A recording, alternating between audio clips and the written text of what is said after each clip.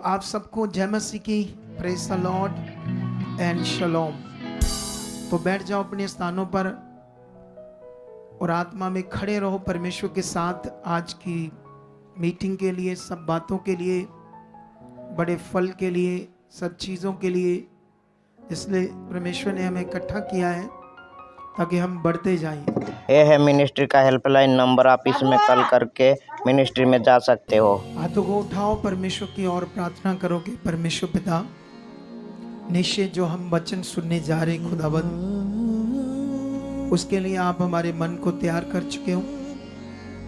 जो तेरा कलाम, तेरा पवित्र वचन हम सुनेंगे, निश्चय उसका बड़ा फल हमारी जिंदगियों में होगा। हम वफादारी दिखाएंगे तेरे वचन के प्रति, तेरे प्रति। जो कुछ हम सीखेंगे परमेश्वर, उस पर चलेंगे और उसका 100 गुना फल काटेंगे। आज कोई अंधकार की शक्ति इस वचन को चुरा ना पाए।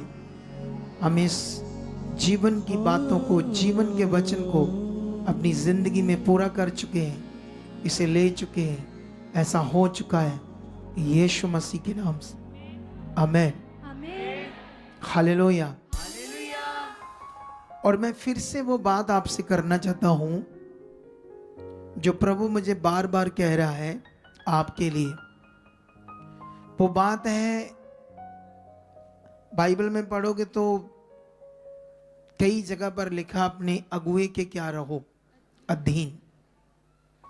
मुझे प्रभु ने कहा अब तक ये बहुत आगे जाते, अब तक ये बहुत पावरफुल हो जाते अगर ये वचन पूरा करते अधीनताई का। क्योंकि मैं समझाता हूं, अगर एक व्यक्ति अधीन है, जैसे खुदा के कलाम में लिखा अगुए के, अधीन रहना को गुलामी नहीं है। अधीन रहना एक वफादारी है, एक अपने ऊपर कोई है, उसकी रिस्पेक्ट है कि वो मुझे क्या सिखाता है। अगर कोई अधीन नहीं है ना, तो देख लेना वो कभी परमेश्वर का वचन पूरा नहीं करेगा। उसके जीवन में धीरे धीरे नेगेटिविटी काम करेगी और उसको, उसके अंदर लालच डालेगी, पैसों का, चीजों का, और भी कई चीजों का, जो अधीन नहीं होगा। चेक करके देख लेना, क्योंकि जो अधीन नहीं है वो कभी वचन पूरा कर ही नहीं सकता। जाओ देख लेना, जो अधीन रहते हैं वही वचन पूरा करते हैं। जो सुनते हैं उसे मानते हैं कि नहीं, परमेश्वर ने हमारे ऊपर अगुआ ठहराया है। इसको हम जब बाइबल में पढ़ते हैं तो ये लिखा हुआ है ऐसा। किसने हमारे ऊपर अगुआ ठहराया है? परमेश्वर ने। ये किसी मनुष्य के प्लान से सब कुछ नहीं हो सकता। बोलो, परमेश्वर का काम ना तो मेरे प्लान से हुआ है, ना कोई आपके प्लान से हुआ है। ये परमेश्वर की योजना से सब कुछ हुआ है।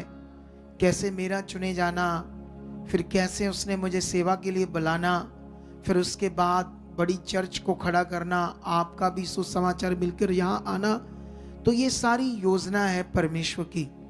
लेकिन जो अधीन रहेंगे इस योजना का भरपूर लाभ लेंगे, भरपूर।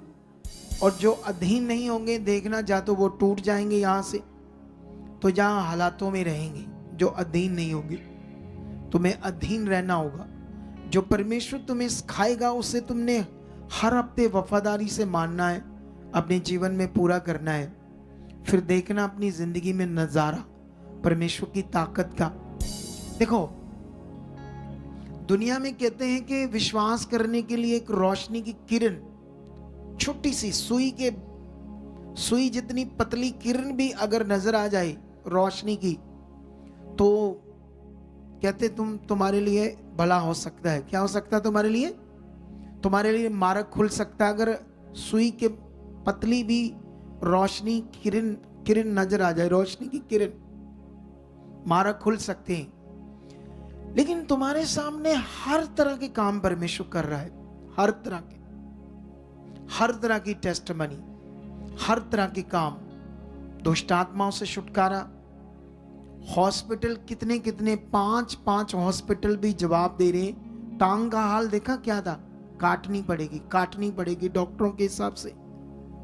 लेकिन हम हाथ रखते हैं, उस जीवित परमेश्वर खुदाबंद यीशु के नाम से प्रार्थना करते हैं, हीलिंग के वर्ड देते हैं, वो टांग कटने बच जाती है।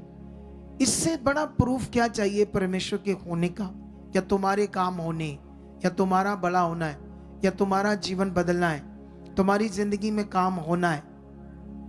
कितनों को बात समझ आती है? वो बच्चे की आंख में काला मोती आ गया, इतना महंगा डॉक्टर, 3-3 हजार उसकी फीस। उसने भी हाथ खड़े कर दिए, कहा पीजीआई चंडीगढ़ ले जाओ। लेकिन वो यहां आते हैं, प्रार्थना करवाते हैं, काला मोतिया गायब हो जाता है। हो सकता है किसी का यहां चिट्टा हो, काला हो, उसका ठीक ना हो रहा हो, लेकिन उसका ठीक नहीं अभी हुआ, लेकिन तुम्हारे सामने परमेश्वर ने करके दिखाया। इसका मतलब इसका हो सकता तो आपका भी हो सकता है। बोलो, परमेश्वर हर तरह से विद प्रूफ अपनी प्रेजेंस को दिखा रहा है कि मैं हूं, मैं जीवित परमेश्वर हूं। वो मुझे हर संडे, हर थर्सडे इस्तेमाल करता है तुमसे बात करने के लिए। मैं अपनी प्रार्थनाओं में जब रहता हूं तो उन प्रार्थनाओं में सिर्फ आपके लिए प्रार्थना होती है और अपनी उन्नति होती है, ताकि मुझे परमेश्वर ज़्यादा यूज करे, मैं अपनी बुद्धि न लगाऊं। मुझे 8 साल हो गए हैं प्रचार करते, चर्च चलाते। मैंने कभी अधीनदाई के ऊपर बात नहीं की। सोचो, कभी की बात ऐसे? बोलो। क्योंकि मैं अपनी बुद्धि से मैं सोचता था कि अगर मैं ऐसे बोलूंगा तो लोग कहेंगे आप तो हमें अपने नीचे रख रहे हो, ऐसा कर रहे हो, प्रभु ने तो आजाद किया है। ऐसे दिमाग में मैं ऐसे सोचता था। लेकिन इन दिनों में परमेश्वर ने मुझे ही कहा ये बात कि इनको बोल, इन्हें बोल, अधीनता ही रहना बड़ा जरूरी है। सोच कर देखो, आप 8 सालों से जो भी जुड़ा हुआ यहाँ है, वो बताओ मैंने कभी ये प्रचार किया अधीनदाई के ऊपर? बोलो, कभी भी नहीं किया। लेकिन इन दिनों में क्यों परमेश्वर मुझे फिर मैं प्रार्थना में था, फिर परमेश्वर ने मुझे कहा इनसे बात कर, इन्हें बता। अब तक तो ये फलवंत होते, अब तक तो ये बहुत आगे जाते, लेकिन इन्होंने अधीनता ही नहीं की। इन्होंने तेरे मुंह से आने वाले वचनों को उस तरफ से इज्जत नहीं दी जो मैंने तेरे मुंह से दिए। जैसे इज्जत देनी चाहिए थी, रिस्पेक्ट करनी चाहिए थी परमेश्वर के वचन की। ये परमेश्वर का वचन वो है जैसे एक माता पिता अपने बच्चों को कहता है बाहर नहीं जाना, बुरी संगति में नहीं जाना, रात को देर घर में नहीं आना, तो वो आगे से बच्चा क्या बोलता है? दा तो ही दे बोल दे रहते हैं, मेरा भी अपना जीवन है। तो माता पिता के मुंह से आने वाले वचन को उसने डिसरिस्पेक्ट किया, अनाज्ञाकारी की, उनकी इज्जत नहीं की। ऐसे ही परमेश्वर जब आपको वचन देता है तो कुछ लोग बस बैठते हैं और उठते हैं और चले जाते हैं। कोई फोकस नहीं होता मैंने क्या सुना है, मैंने क्या आज पकड़ा है, या मैं घर जाऊंगा फिर से वचन सुनूंगा। और मैं जानता हूं नेगेटिविटी जब काम करती है, कुछ भी हम अच्छे से नहीं करते। ना हम अच्छे से परमेश्वर के साथ चलते हैं, ना हम अच्छे से वचन सुनते हैं, ना अच्छे से बैठ पाते हैं, ना अच्छे से सुन पाते हैं। कितनों को बात समझ आती है?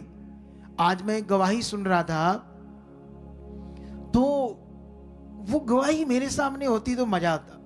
वेरी इंटरेस्टेड, इतने जबरदस्त पॉइंट थे उसमें, लेकिन इनके दिमाग में नहीं आया कितनी पावरफुल गवाही है, तो मेरे सामने देते। कितनों को बात समझ आती?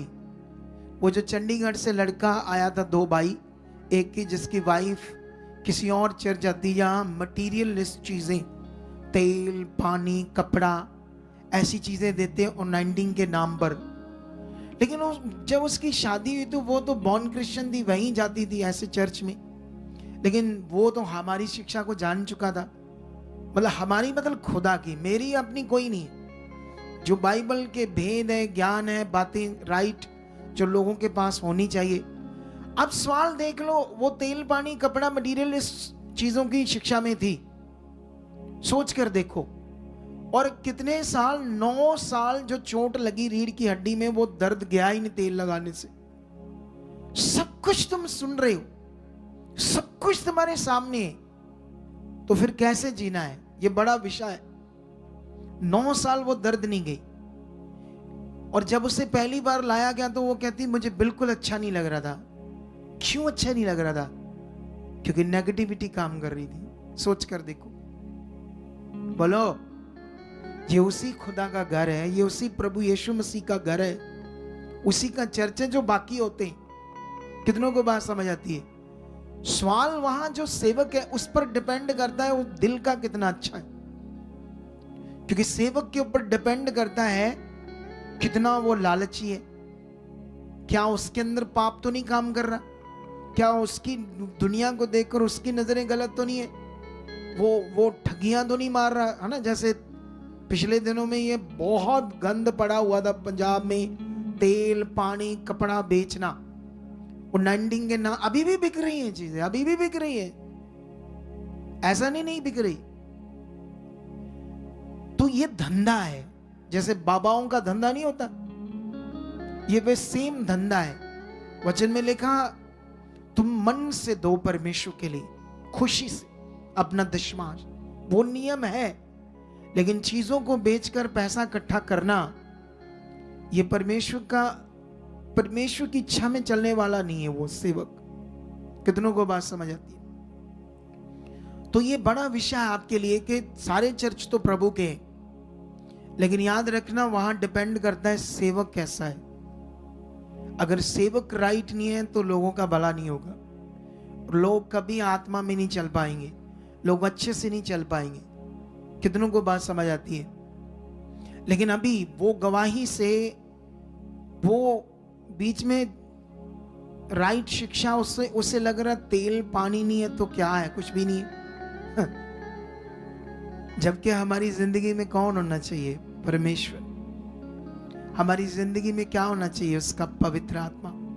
पवित्र आत्मा को तो वो मांगती रहती थी, इनवाइट करती रहती थी, मेरी जिंदगी में आ।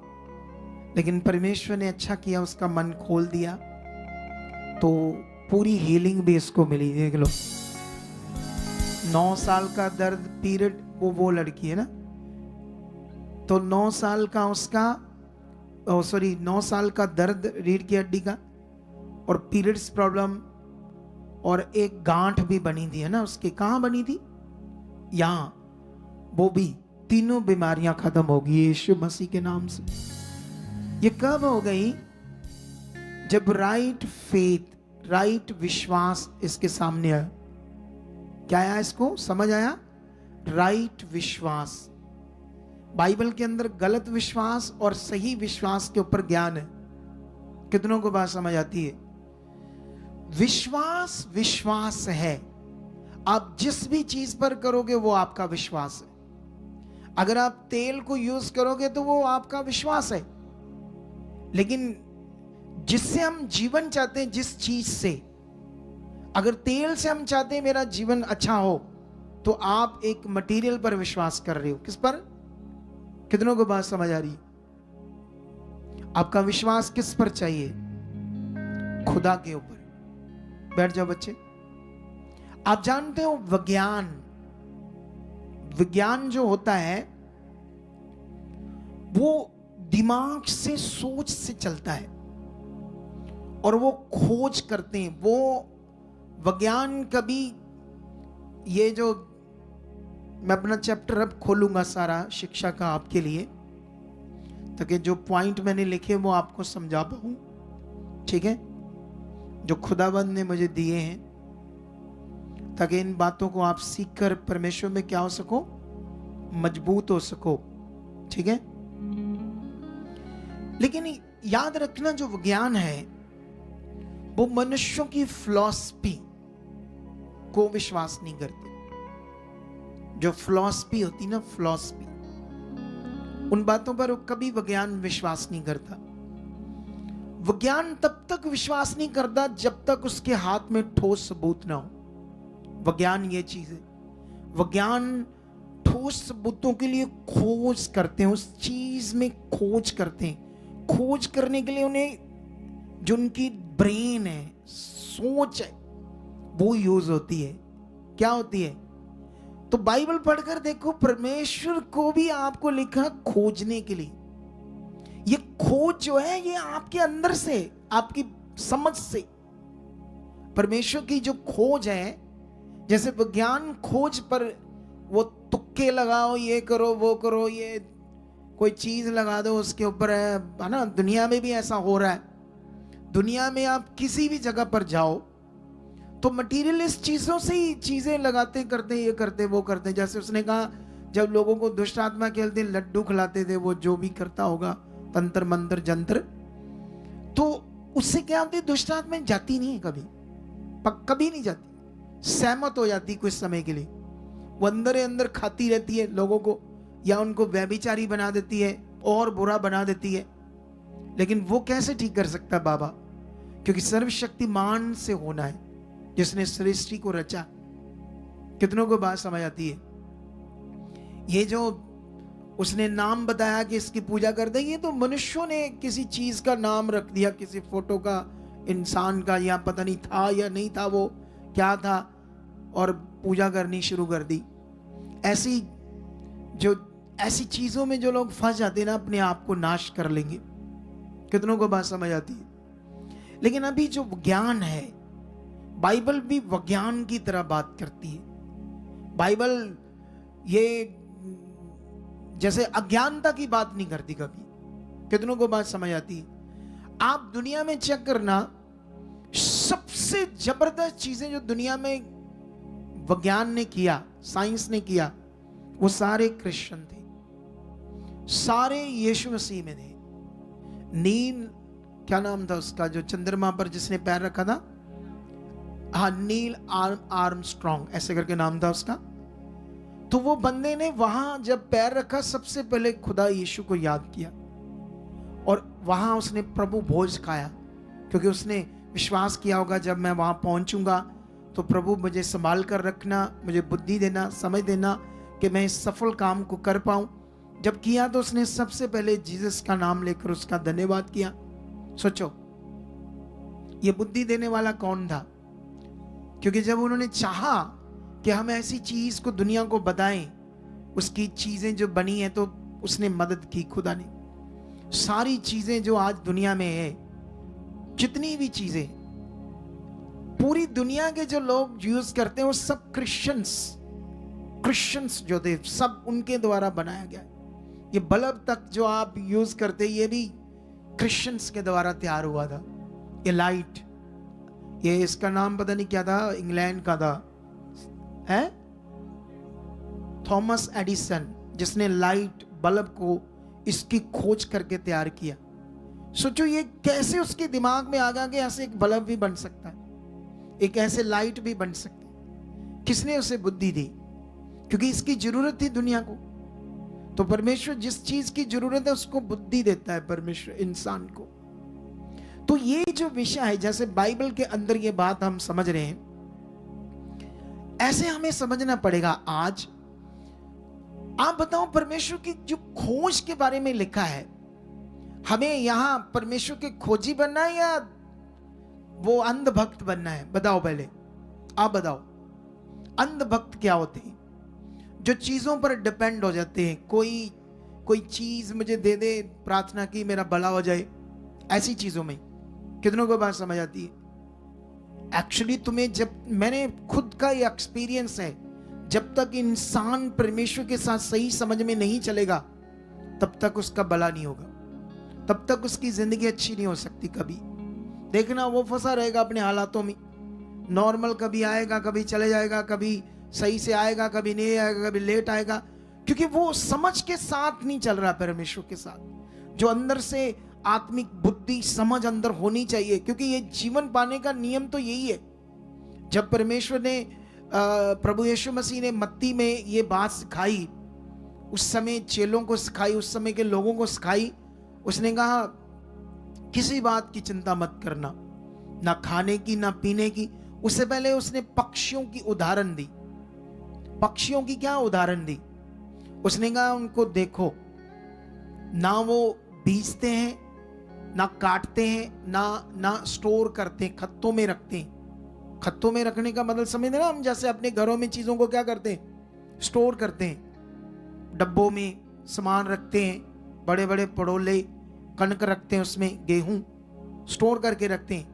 लेकिन यीशु मसीह ने कहा उनको देखो, वो ना बीजते हैं, ना काटते हैं, ना स्टोर करते हैं। कौन देता है उन्हें खाने के लिए? उनके भोजन का इंतजाम कौन करता है? सर्वशक्तिमान खुदा। कौन करता है? वो करता है इंतजाम। तुम्हारे लिए भी सारी चीजों का इंतजाम किसने किया? परमेश्वर ने। सूरज किसने तुम्हें बनाकर दिया? आसमान किसने बनाकर दिया? ये देखो, कुछ साइंस घमंडी हो गए, कुछ वैज्ञानिक क्या हो गए, जैसे परमेश्वर से पहले प्यार करते थे, क्योंकि जितने ये बड़े बड़े गोरे हैं सारे क्रिश्चियंस, ये सारे यीशु मसीह में थे। इनके पीढ़ी दर पीढ़ी जब से प्रचार हुआ, पहले तो ये देश कंगाल थे, बाइबल में पढ़कर देखो। लेकिन जैसे ही कोई घमंडी नहीं हो जाते, घमंडी, इनमें भी कई घमंडी हो गई। बाइबल में लिखा, नाश होने से पहले मनुष्य के अंदर घमंड आएगा, और महिमा पाने से पहले क्या आएगी? नम्रता, दीनता आएगी। जितना दीन होते जाओगे उतना परमेश्वर तुम्हें ऊंचा करेगा। कभी कभी कुछ पास्टर भी घमंडी हो जाते, तो विज्ञानी भी जो घमंडी हो गए ना, शैतान ने उसे इस्तेमाल किया। धीरे धीरे उन्होंने बाइबल के अंगेंस्ट बातें की और कहा कोई गॉड नहीं है। जो घमंडी हो गए थे, वो घमंडियों को फिर साइंस विज्ञानियों को शैतान ने यूज किया परमेश्वर के अंगेंस्ट, ताकि लोगों का विश्वास खराब हो जाए। कितनों को बात समझ आती है? ये देखो, ये पृथ्वी है, ये जिस गोले के ऊपर हम रहते हैं, इससे जितनी दूरी में सूरज को रखा गया है, साइंस कहती है कि अगर 1 मीटर इधर कर दो, सिर्फ 1 मीटर, तो हम जल जाएंगे, सारी पृथ्वी जल जाएगी। 1 मीटर पीछे कर दो तो इस पर बर्फ ही बर्फ आ जाएगी। इसका मतलब एग्जैक्ट किसी ने तो उसको नाप कर रखा ना, किसी ने तो सोचा ना ये ऐसे चाहिए। वो कौन था? वो सर्वशक्तिमान था। उसको पता था मैं क्या करने वाला हूं। उसको पता हमें पीने के लिए पानी चाहिए था, पेड़ चाहिए थे, कौन कौन से पेड़ चाहिए थे, कौन से फ्रूट के चाहिए थे, कौन सी सब्जियां चाहिए थी। आप जानते हो हिंदू धर्म में 4 बाबे की मैंने स्टेटमेंट सुनी। एक बाबा कहता कुत्ते के अंडकों से ये बना है लहसुन प्याज, ऐसे करके। एक कहता गाय की हड्डी से लहसुन बना है, और जो उसने फ्लश किया, मतलब अपना गोबर फेंका, वहां से क्या बना? लहसुन प्याज। अब देखो उनकी स्टेटमेंट। अज्ञानियों को यह भी नहीं पता कि लहसुन और प्याज अदरक का मीनिंग क्या है, फंक्शन क्या है हमारी बॉडी में। आप जानते हो, अगर आप रेगुलर अपनी सब्जी के अंदर अच्छे से लहसुन और अदरक यूज करोगे तो आपका कभी कोलेस्ट्रॉल नहीं बढ़ेगा।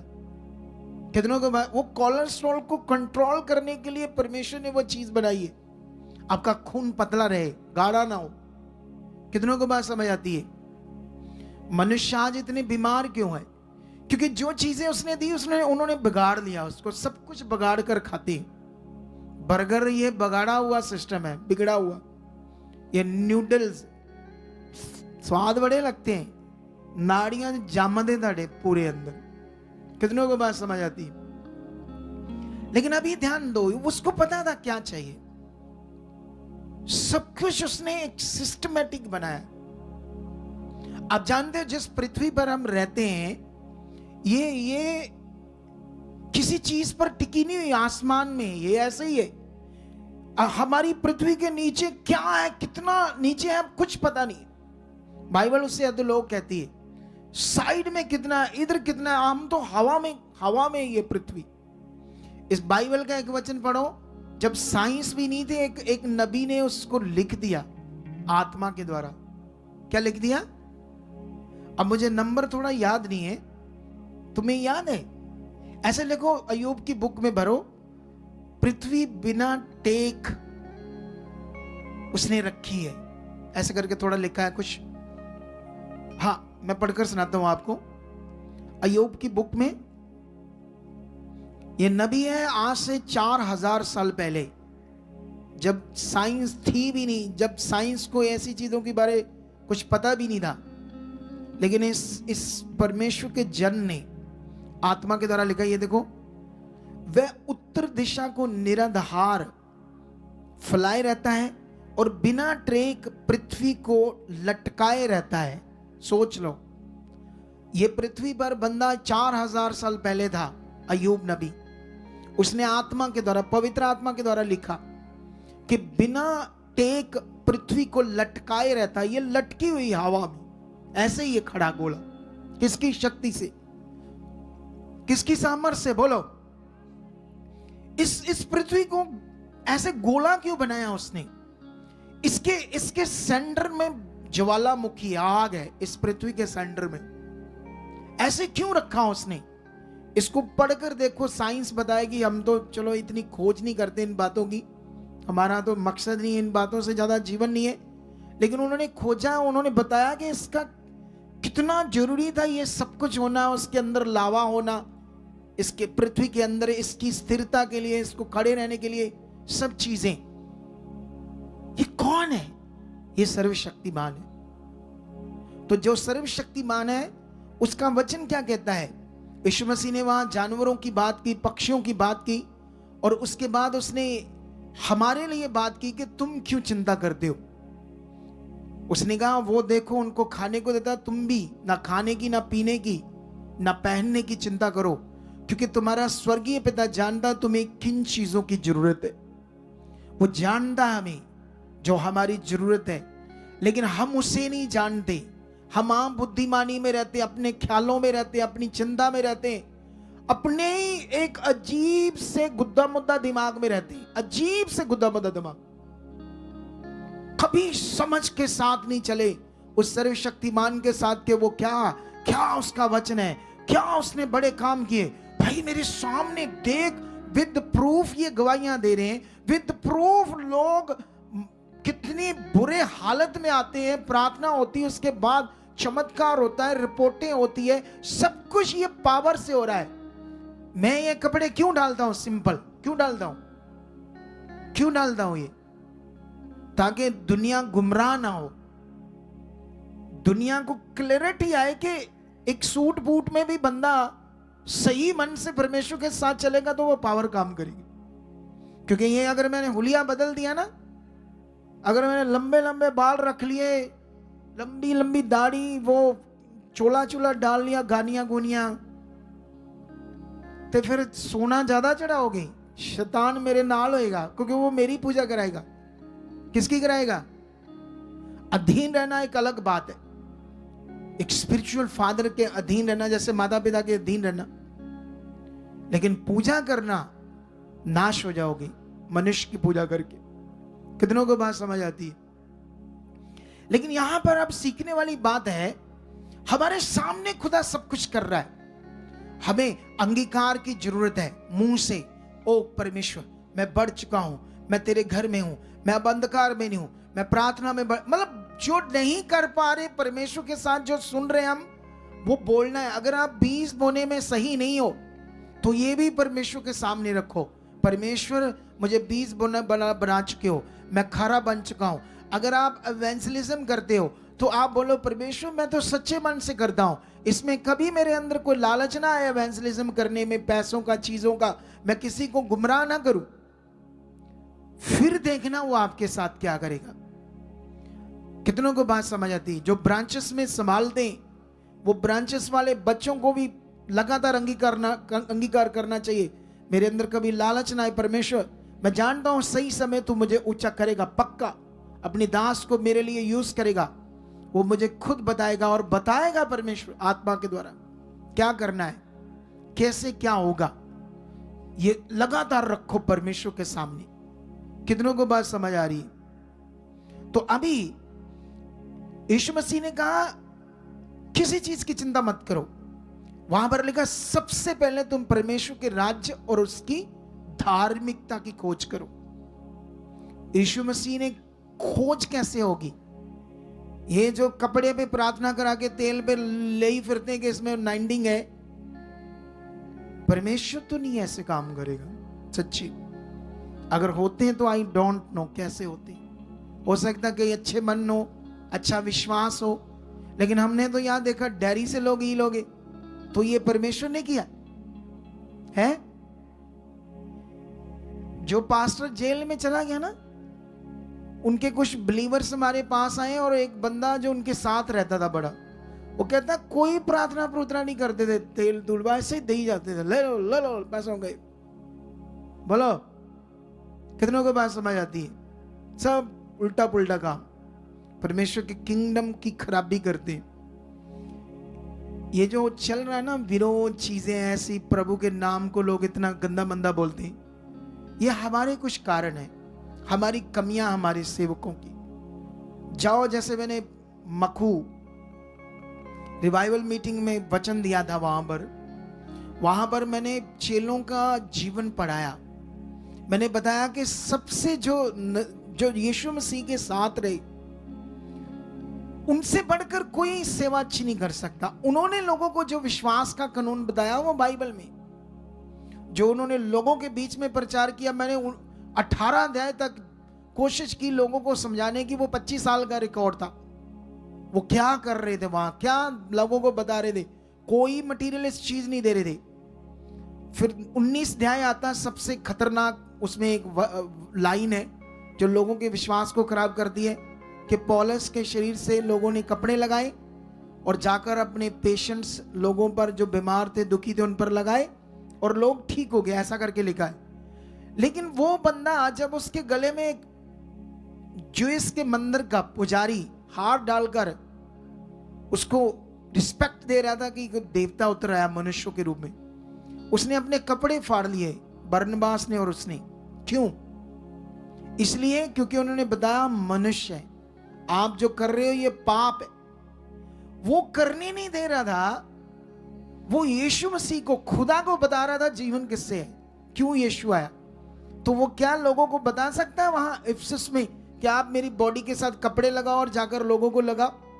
ऐसा प्रचार कर सकता है? नहीं कर सकता वो। तो फिर क्या, क्यों लगाए लोगों ने? क्योंकि वो एरिया ऐसा था, वहां सब डूबे हुए थे, अंधभक्त थे। उस जमाने के जो बाबा लोग होते थे ऐसी चीजें करवाते थे। वो क्या कहते हैं उसका, लकड़ी पर, खुंडी पर, उसकी जुत्ती पर, उसके कपड़ों पर, कोई चीजों जो उसके पास होती थी, वो ऐसा बिलीव करते थे लोग, उस एरिया के लोग। तो उन्होंने उसको भी उस बाबा की तरह लिया और अपनी मर्जी से लगाए होंगे। कुछ लोग हील होंगे थोड़े बहुत, लेकिन ना तो पौलुस ने ये प्रचार किया, ना बाइबल का ये बिलीव है कि ऐसा करना है। बोलो, बाइबल के अंदर ये उपदेश नहीं है, कोई ऐसी आज्ञा नहीं है जीवन पाने की। अगर पौलुस के शरीर से कपड़ा लगाकर लोगों की हीलिंग हो गई तो फिर यीशु मसीह की कुर्बानी व्यर्थ होगी। कितनों को बात समझ आती है? लेकिन नीचे पढ़ो वो पूरा अध्याय, कैसे वहां यीशु मसीह के नाम की बढ़ाई हुई, कैसे लोगों ने अपने पापों को माना, बपतिस्मा लिया और अपनी पोथियां जादू टूने की, जैसे ये लड़का बता रहा था, जला दी। चांदी के 50,000 सिक्कों जितनी कीमत थी उन पोथियों की, जो पौलुस के सामने जला दी। अगर पौलुस ने उनको बताया होगा ये छोड़ो, ये क्या आप कर रहे हो, तभी उन्होंने मन फिराया। लेकिन वो ट्रांसलेटर ने लिखने में मिस्टेक की है। मैंने वहां पढ़ाकर समझा दिया था वहां ट्रांसलेटर की गड़बड़ क्या होती है, अध्यायों को, आयतों को सेट करना। जो ये जब बाइबल लिखी गई ना चेलों के द्वारा, कोई अध्याय नहीं था, कोई नंबर नहीं था। वो सीधी ऐसे बातें लिखते थे, जोड़ जोड़ के ऐसे लिखते जाते थे वो लोग। वो तो बाद में ये अध्याय, टिप्पी, कॉमा, ये सब चीजें बाद में आई। तो जब इन लोगों ने उनको बांटा तो कहीं कहीं उनसे मिस्टेक होगी, और वही मिस्टेक आज हमारे विश्वास का खराब कारण बन रही। लेकिन जब तुम आत्मा में चलोगे तो ये बात तुम्हें समझ आ जाएगी। कितनों को बात समझ आती है?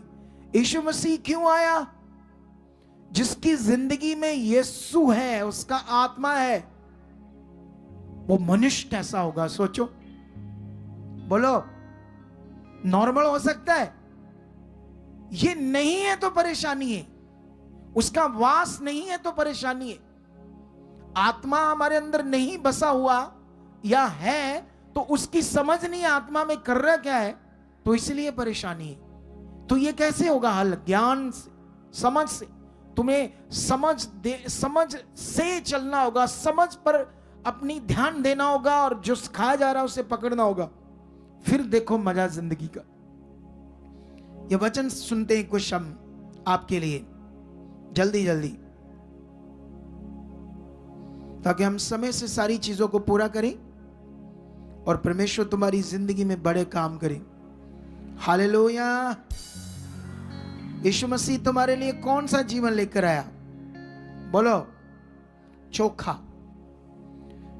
यीशु मसीह के पृथ्वी पर आने का कारण क्या था? शब्द देहधारी होने का कारण क्या था? जो पिछले थर्सडे मैंने समझाया था। मैंने बोला था अगला पार्ट आज मैं बताऊंगा। थर्सडे की शिक्षा सुनी? बोलो, कितने लोगों ने सुनी? हाथ खड़ा करो। बंदे बन जो बंदे, अभी भी बंदे बनने वाले तुम लोग। तुम्हें लगता है मैं संडे आता हूं, मेरे लिए संडे, मेरा वचन संडे और थर्सडे साडा थोड़ी हो।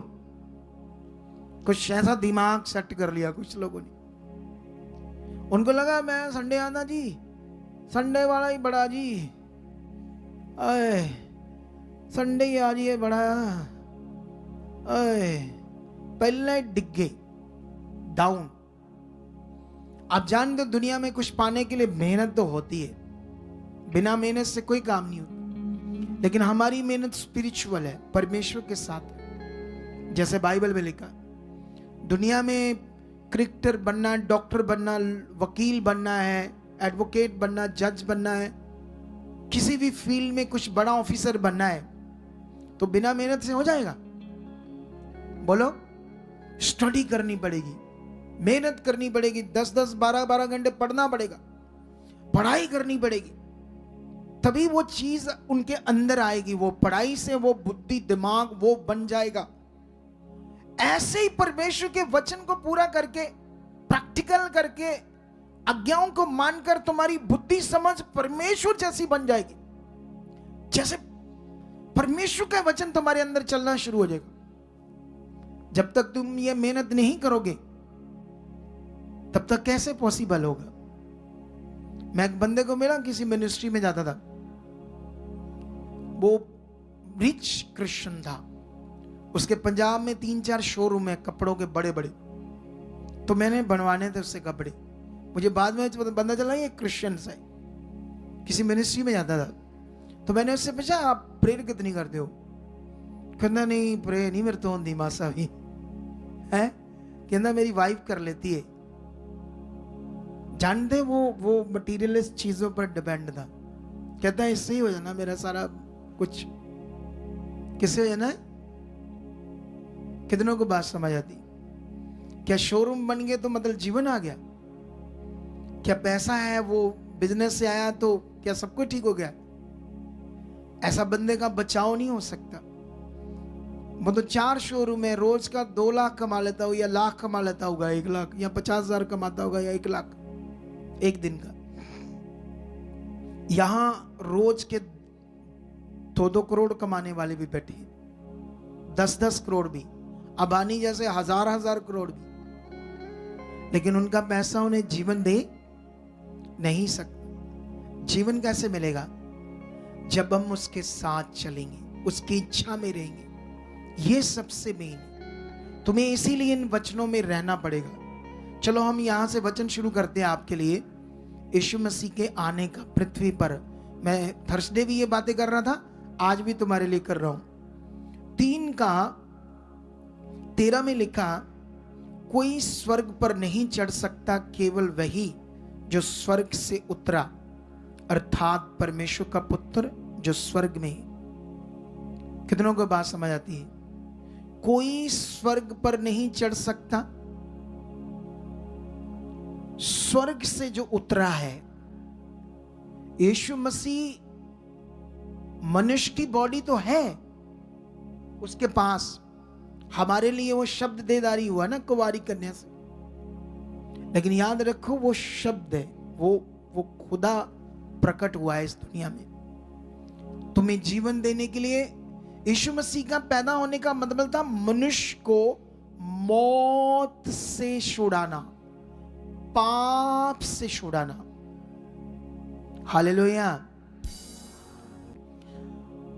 उसने कहा जो स्वर्ग से उतरा है वही स्वर्ग पर चढ़ सकता है। 14 में लिखा, और जिस रीति से मूसा ने जंगल में सांप को ऊंचे पर चढ़ाया, उसी रीति से अवश्य है कि मनुष्य का पुत्र भी ऊंचे पर चढ़ाया जाए। यीशु मसीह का क्रूस पर चढ़ना तो वो तो अभी जिंदा है, अपनी मौत पहले बता रहा है। बोलो, क्या दुनिया में ऐसा कोई भगत या कोई ऐसा कोई संत महात्मा पैदा हुआ जिसने अपनी बात पहले बताई हो अपने जीवन की? ये सिर्फ परमेश्वर कह सकता है जिसने दुनिया रची है। मनुष्य को कुछ नहीं पता पीछे क्या आगे क्या है। दुष्ट आत्माओं से तुक्के लग सकते हैं, दुष्ट आत्माओं से। कितनों को बात समझ आती है? लेकिन यहां पढ़कर देखो क्या लिखा, ताकि जो कोई उस पर विश्वास करे वह अनंत जीवन पाए। क्योंकि परमेश्वर ने जगत से ऐसा प्रेम किया कि उसने अपना इकलौता पुत्र बलिदान कर दिया, ताकि जो कोई उस पर विश्वास करे वह नष्ट ना हो परंतु अनंत जीवन पाए। परमेश्वर ने अपने पुत्र को जगत में इसलिए नहीं भेजा कि जगत पर दंड की आज्ञा दे, परंतु इसलिए कि जगत उसके द्वारा उद्धार पाए। जो उस पर विश्वास करता है उस पर दंड की आज्ञा नहीं होती, परंतु जो उस पर विश्वास नहीं करता वह दोषी ठहर चुका है, इसलिए कि उसने परमेश्वर के इकलौते पुत्र के नाम पर विश्वास नहीं किया। और दंड की आज्ञा का कारण यह है कि ज्योति जगत में आई और मनुष्यों ने अंधकार को ज्योति से अधिक प्रिय जाना, क्योंकि उनके काम बुरे थे। क्योंकि जो कोई बुराई करता है वह ज्योति से बैर रखता है और ज्योति के निकट नहीं आता। हालेलुया। जो यीशु मसीह से नफरत कर रहे हैं वो ज्योति से बैर रख रहे हैं, क्योंकि वो पाप का गुलाम है। कितनों को बात समझ आती है? तुम अंधकार से छुड़ाए गए हो। अब तुम्हारा काम है, जब तुम चुनेंगे, अब बढ़ना विश्वास में, उसकी इच्छा में, उसके ज्ञान में। ये तुम्हारे अंदर से खोज का विषय है, ना कि वो बाबाओं की तरह ये मटेरियल लेकर चले फिरो और सोचो इसमें कुछ है मेरे लिए। अच्छा, कितनों को बात समझ आती?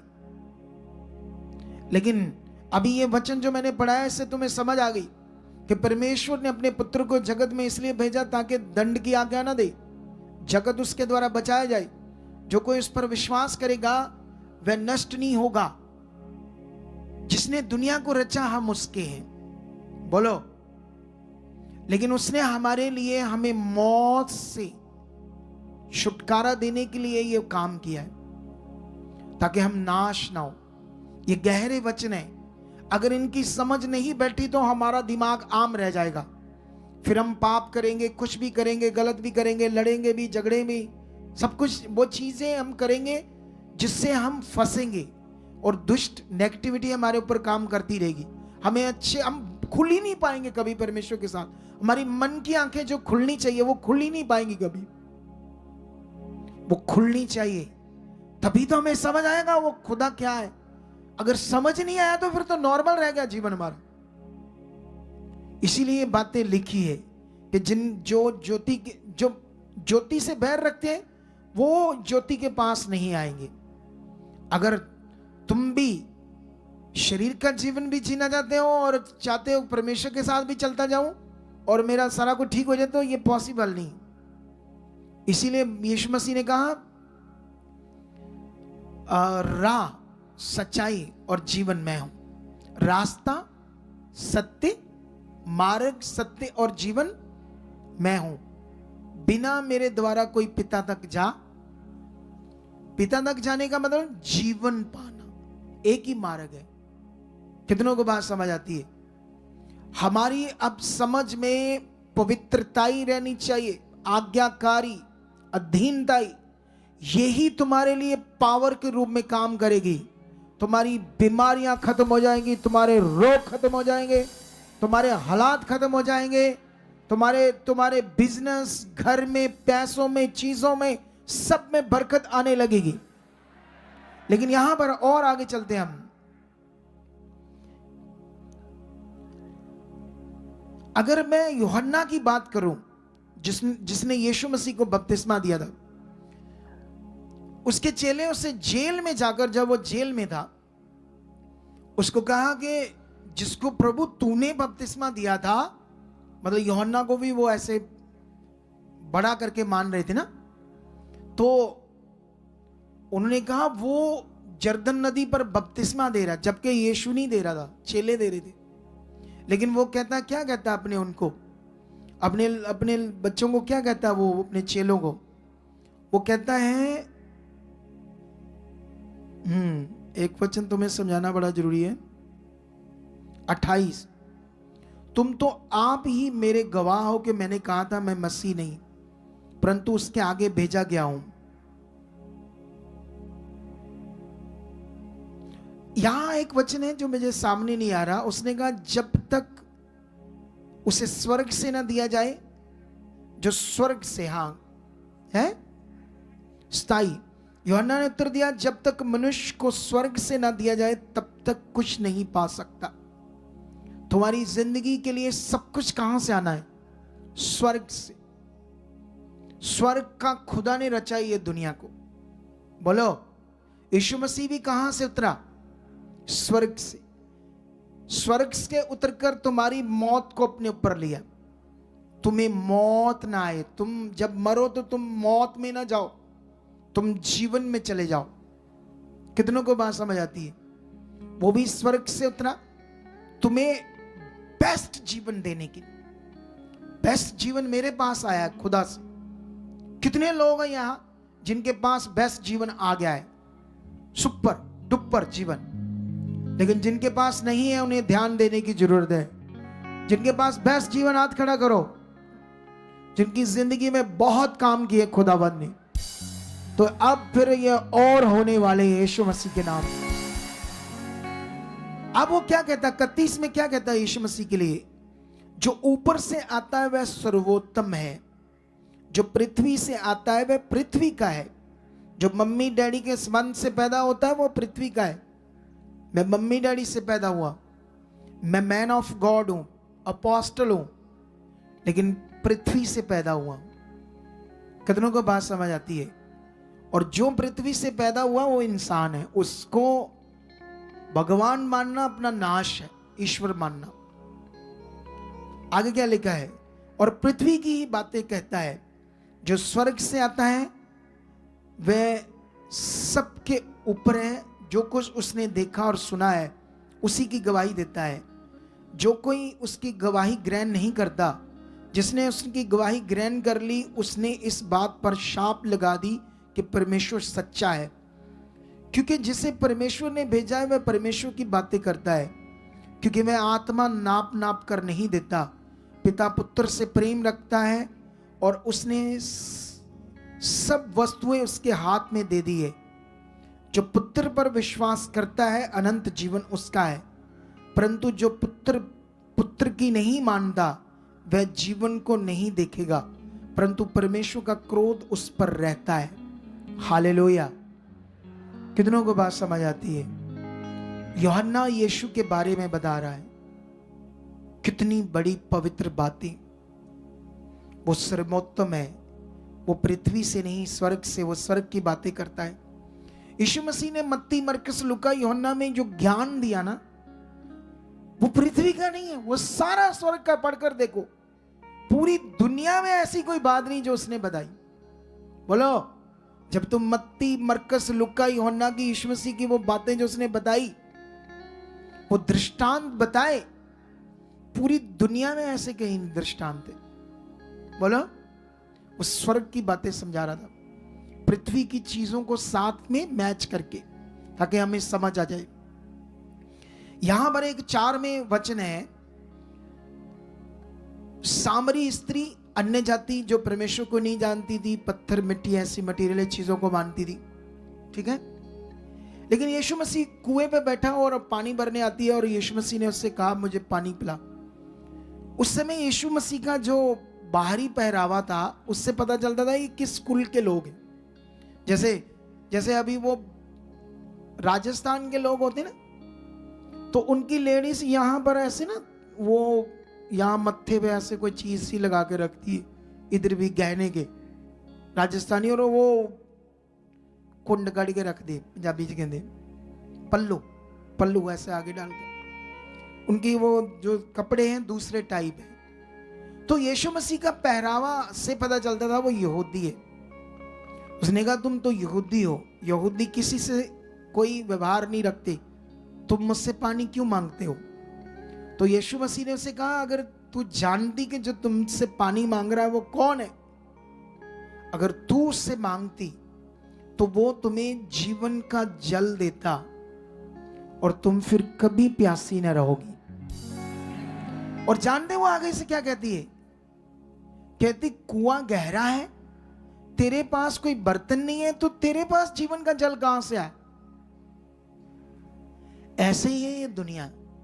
हम जो दुनिया को बता रहे हैं उन्हें समझ नहीं आ रही, जैसे उसको समझ नहीं आ रही थी, उसकी बुद्धि बंद थी। बाइबल में लिखा, शारीरिक मनुष्य परमेश्वर के आत्मा की बातों को नहीं मान ग्रहण करता, क्योंकि उसकी दृष्टि में वह मूर्खता की बातें हैं। लेकिन ये बातें हमारे ऊपर प्रकट होगी। अब हमारा काम है प्रार्थनाओं में रहना, हमारा काम है इस देश के लिए प्रार्थना करना, वर्ल्ड के लिए प्रार्थना करना, अपनी मिनिस्ट्री के लिए प्रार्थना करना, मेरे लिए भी अगर मिले टाइम तो 2-4-5 मिनट मेरे लिए, ताकि मैं और ज्यादा काम करूं, और ज्यादा दान वरदान प्रकटो, और ज्यादा परमेश्वर मुझे इस्तेमाल करे। कितनों को बात समझ आती? अब जागने का टाइम है, परमेश्वर के साथ बढ़ने का टाइम है, क्योंकि समा तो लास्ट है ना। साइंस भी कहती है ज्यादा देर पृथ्वी नहीं चलेगी, चीजें खत्म हो जाएंगी, लेकिन परमेश्वर का वचन भी इसे लास्ट टाइम बोल रहा है, एंड टाइम। जागने का टाइम है, परमेश्वर के साथ चलने का टाइम है, और इसमें परमेश्वर तुम्हें बेस्ट जीवन देने के लिए भी सब कुछ देगा। ऐसा नहीं तुम परमेश्वर के साथ धार्मिक जीवन करो तो तुम तरसते रहो। कभी तुम सोचो मैं अच्छा खाना खाना चाहता हूं रेस्टोरेंट में, तो ऐसा नहीं परमेश्वर कहता ना खाओ, कहता खाओ। तुम अच्छे कपड़े पहनने चाहते हो, कहता पहनो, डोंट वरी। वो ऐसा नहीं कहता कि मैं अब मेरे साथ चल रहा तो तुम्हें कुछ नहीं चाहिए, वो देगा। लेकिन हम सब कुछ किसके साथ करते हैं? अब रेस्टोरेंट में जाते हो, दुनिया के सामने प्रार्थना करके खाना खाओ, क्या करो? रेस्टोरेंट वालों को पता चलना चाहिए क्रिश्चियन है। किसी से शर्माने की जरूरत नहीं है दुनिया में। कितनों को बात समझ आती है? अगर तुम शर्माते हो तो तुम कमजोर हो। कमजोर लोगों के सामने प्रभु को प्रकट नहीं करेंगे। कमजोर विश्वास वाले छुपाएंगे, वही फंसे रहेंगे वहीं, फिर बड़ी बरकतों को नहीं ले पाएंगे। खुलकर जियो, खुलकर बातें करो। लोगों को पता चलना चाहिए तुम क्रिश्चियंस हो, प्रभु के लोग हो, जिंदा खुदा के लोग हो। तुम्हारा जीवन भी अच्छा होना चाहिए। अपने काम बिजनेस पर भी तुम वफादार होने चाहिए। जहां भी ड्यूटी करते हो, मिस्त्री हो, कोई भी करते हो, उनको पूरा बेनिफिट दो, वो तुमसे खुश हो, कहें वाह क्रिश्चियन कितने भले होते, कितने सच्चे दिल वाले होते। काम चोर कभी नहीं बनना अपने काम पर, जॉब पर। कितनों को बात समझ आती है? तो आज के वचन के अकॉर्डिंग विज्ञान खोज करता है, और परमेश्वर का वचन भी तुम्हें क्या कहता है?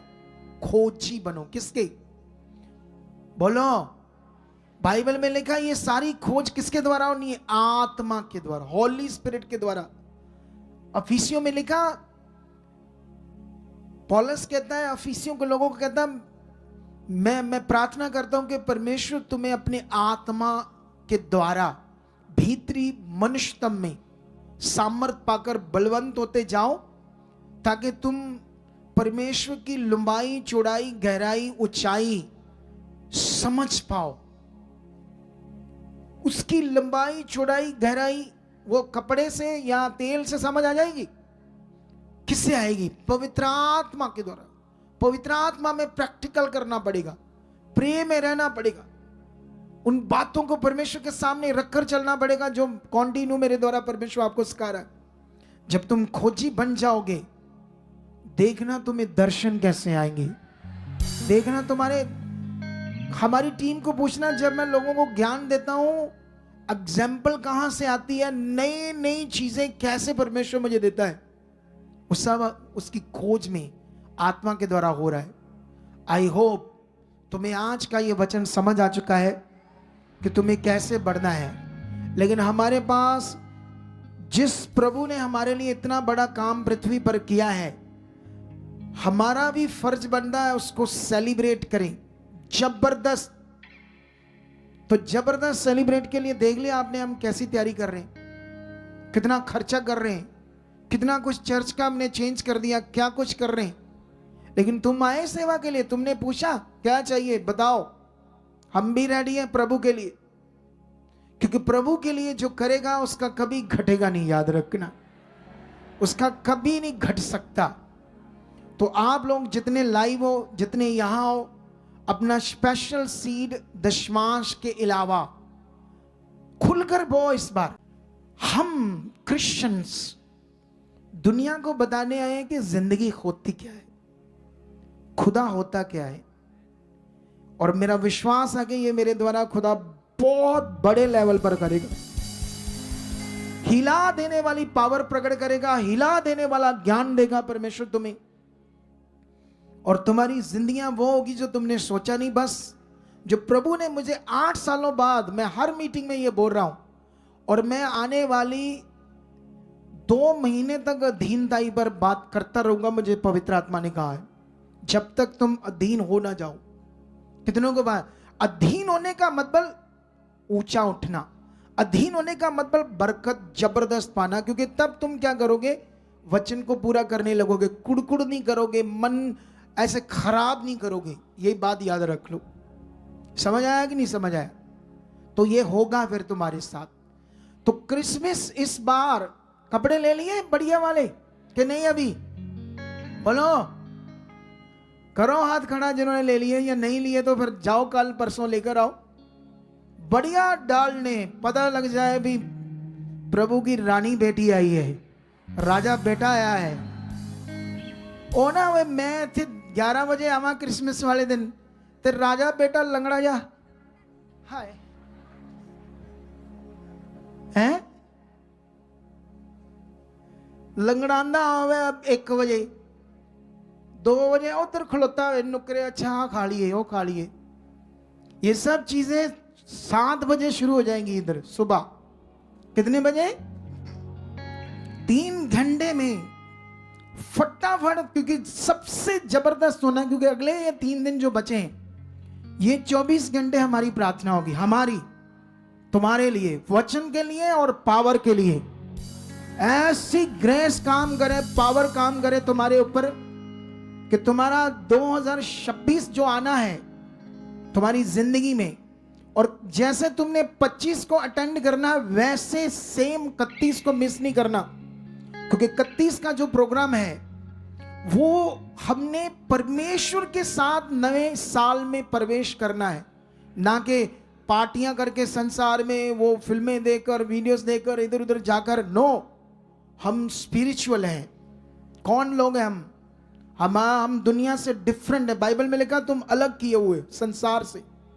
हमारे काम, सिस्टम, विषय सब डिफरेंट है, आत्मिक है, शारीरिक नहीं है। तो 31 की मीटिंग भी जबरदस्त होगी, पावरफुल, सुपर डुपर होगी। तो जितने लोगों को जानते हैं और जितने लोग ऑनलाइन देख रहे हैं, अगर अभी तक पहुंचे नहीं है दूसरे स्टेट से, तो फटाफट आ जाओ और अपने कंबल लेकर आना, एक चादर, गद्दों का हम इंतजाम कर देंगे। ठीक है, हमारे पास जितना है हम देंगे। लेकिन परमेश्वर के पवित्र लोग जो हैं, जो अलग किए हैं, उनके लिए कोई चीज रुकावट नहीं है। बस उनका काम है बढ़ते ही जाना। हमने सिर्फ बढ़ना है और आगे बढ़ना। हालेलुया। तो जो लोगों ने पिछले क्रिसमस में नहीं बोया, इस बार डबल बो। लेकिन ये सारा कुछ दशमांश से अलग होगा, क्योंकि हमने तुम्हारे सीड को परमेश्वर के काम के लिए ऑलरेडी गिना चुना होता है। क्या कहाँ यूज करना है, क्या क्या करना है, वो सब आपका जो बीज है वो परमेश्वर के काम के लिए यूज किया जाता है। समझ आया? तो अभी इस गवाही को याद रख लेना, जब उसने खुशी से बोया, दिल से बोया, तो परमेश्वर ने उसको 3 लाख दिया। 3,22,000 है ये देखो। लेकिन ये ऐसे ही परमेश्वर तुम्हारे साथ करेगा। हालेलुया। तुम भी ऐसे फल चाहते हो तो हर वचन को पूरा करने में समर्थ रहना है। ठीक है? ब्रांचेस में भी जो लोग हैं वो भी अपना बीज बो। वहां पर जो हमने अपॉइंट किए बंदे उनको लिखवाओ, और सबको एक सिस्टमेटिक वहां भी बीज बो, ताकि वो हमें पूरा वहां का हिसाब दें। ब्रांचेस में कैसे कैसे लोगों ने बोया, क्या क्या किया है, सब कुछ ईमानदारी से हो, वफादारी से खुदा के सामने। हम पवित्र परमेश्वर के साथ चलते हैं। तो अभी हमने अपना बीज भी बोना है। अगर आप स्पेशल सीड लेकर आए तो टीम को बता देना, अलग से आकर देना चाहते हो क्रिसमस के लिए या कुछ बड़ा करना चाहते हो, कुछ भी। मुझे कल टीम बता रही थी, एक बहन हमारे चर्च में पहली बार आई थी, ठीक है, प्रार्थना करवा कर गई, परमेश्वर ने कुछ रास्ते खोले। उससे बात हुई तो उसको पूछा आप क्रिसमस के लिए बो सकते हो। उसने बड़ा बीज बो दिया, 1 लाख, इतना खुशी से बो दिया। अभी तो पहली बार आई थी, हमने तो बस पूछा उनसे। ऐसे भी कभी कभी लोग दिल खोलते हैं। ये लोग उठ क्यों गए हैं? अपना बीज लेने जाना है उन्हें। अपने पैसों को ऐसे ना रखो बैगों में, जेबों में रखो, संभाल कर रखो भाई। वैसे कैमरे लगा दिए हमने सारे तुम्हें देखने के लिए। तो अभी जो ऑनलाइन लोग हैं, ये सोसाइटी का अकाउंट नंबर है HDFC बैंक सचदा रिश्ता, और दूसरा बैंक है कोटक महिंद्रा, और इन दोनों बैंकों के QR कोड सुनो ध्यान से। हमेशा जो पूरे इंडिया में है वो इन्हीं पर ही अपना सीड बोना है। क्यों ऐसा करना है? क्योंकि आप उसका नुकसान कर दोगे। अगर उसके दिमाग में लालच शैतान ने डाला तो आपने समझ से नहीं किया, वो बंदा तो श्रापित हो जाएगा ना। क्या हो जाएगा? श्रापित होगा या नहीं होगा? अगर उसने लालच से मंगा लिया अपने अकाउंट में या कहां से, श्रापित होगा या नहीं होगा? पक्का होगा। 100% उसकी जिंदगी में शैतान इतना काम करेगा कि आने वाले दिनों में उसको समझ नहीं आएगी कहां से बचना, क्या करना, अब कौन सा रास्ता क्या अपनाऊं कि मेरा भला हो जाए, मेरा नुकसान ना हो। ऐसा शैतान मारेगा फिर। समझ आई? तो आपने साथ दिया, इसलिए मुझे सतर्क करते रहना पड़ता है, ठीक है? ऐसा कोई है नहीं, लेकिन जो आत्मा में बात है मैं बताता रहूंगा ताकि लोग बचे रहें। समझ आई कि नहीं समझ आई? तो पूरे भारत में यही अकाउंट है और यही सोसाइटी के, ये गवर्नमेंट के सामने रहता है। ये पैसा जो भी आप डालते हैं हम सारा अकाउंट्स में डाल देते हैं अकॉर्डिंग टू इंडियन लॉ। अगर नहीं डालेंगे तो सजा है। ऐसा सिस्टम रखा गवर्नमेंट ने। समझ आई या नहीं समझ आई? उसको फिर काला धन कहते हैं। पकड़े जाते हैं तो जेलों में जाते हैं कि नहीं जाते? तो इसीलिए ये पवित्र परमेश्वर के काम को भी गवर्नमेंट ने सिस्टम में रख दिया, इनकम टैक्स की। तो ये सब चीजें आत्मिक रूप में होती है। समझ आई कि नहीं समझ आई? तो अभी आप लोग जो है अपना सीड इनमें डाल सकते हो, और जो बोना चाहते हैं या स्पेशल कुछ करना चाहते हैं तो टीम। और अगर आपने 50,000 पूरा बोया, ठीक है, 10 रुपए भी ऊपर बोए या ऊपर ऑनलाइन ट्रांजैक्शन की, तो आपको अपना आधार कार्ड और पैन कार्ड भी देना पड़ेगा। ऐसा ना हो आप चुपचाप पे बोल दो और हमें वो ट्रांजैक्शन से समझना है कहाँ से बोया है, तो हम तो बंदा ढूंढते रहेंगे, परेशान हो जाएंगे, और इनकम टैक्स हमारे गले में फंदा डालेगी, ये कहाँ से आए, बताओ कौन है बंदा। पूरा 50,000 और 50,000 से ऊपर जब ट्रांजैक्शन होगी सोसाइटी के अकाउंट में, इंडियन लॉ के मुताबिक उस बंदे का आधार कार्ड पैन कार्ड लगना जरूरी है उनके डॉक्यूमेंट्स में, जो हम फाइलें तैयार करके देते हैं सरकार को। तो ये याद रख लेना, कभी भी भूलना नहीं आपने। अगर 50,000 से थल्ले डालोगे तो फिर कोई बात नहीं, फिर नहीं लगेगा कोई डॉक्यूमेंट, ठीक है? ये चीज़ें आपने ध्यान रखनी है। और ये आगे एक व्हाट्सएप नंबर है फॉरेन के लोगों के लिए, इस पर अपना आप मैसेज डालोगे तो ये मेरी निगरानी में होगा। भी फॉरेन के लोगों को मैं समझाऊंगा अपनी निगरानी में आपने कैसे अपने घर में या क्या करना है, कैसे चर्च में आप भेज सकते हो। और बाकी सारे नंबर, ये 2 फॉरेन के लोगों के लिए हेल्पलाइन नंबर हैं और बाकी नंबर सारे भारतीय लोगों के लिए। आइए प्रार्थना करते हैं। अपने बीजों को, अपने सीड्स को अपने हाथों में ले लो। खुदाबंद मैं प्रार्थना करता हूं परमेश्वर, ये सब तेरे पवित्र लोग हैं। आज तेरे वचन ने इनकी जिंदगी में बड़ा काम कर दिया है। ये बड़ी बरकत पा चुके हैं, और बरकत पाने के नियम को, जो दशमांश का नियम है, बोने का नियम है परमेश्वर, इसके लिए ये मन खोल चुके हैं। खुदाबंद जब ये बोए, इनका बीज छुआ जाए और बड़ा फल आए इनके घरों पर, परिवारों पर, कारोबार के ऊपर। मैं बरकत मांगता हूं। ये बरकत काट चुके हैं यीशु नाम से। खुदाबंद मैं भी लाखों गुना बोने वाला बन चुका हूं, आप मुझे बना चुके हो यीशु नाम से। आमीन।